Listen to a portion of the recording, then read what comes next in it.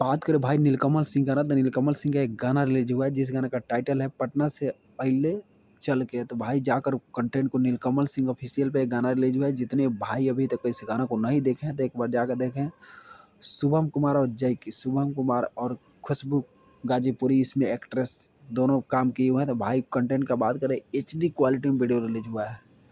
पटना से पहले चल के गाना को वॉच करिए। और नीलकमल सिंह यानी भोजपुरी इंडस्ट्री में गोल्डन स्टार हैं, यानी किसी से इनका विवाद नहीं है। भोजपुरी इंडस्ट्री में इकलौता है ऐसा सिंगर है नीलकमल सिंह, किसी से विवाद नहीं है इस सिंगर को। तो भाई भोजपुरी इंडस्ट्री में झंडा गाड़ कर रखा है, इतिहास रच कर रखा है। इनका गाना भी बजता है धूम, लइका तोहरे के पापा कहता।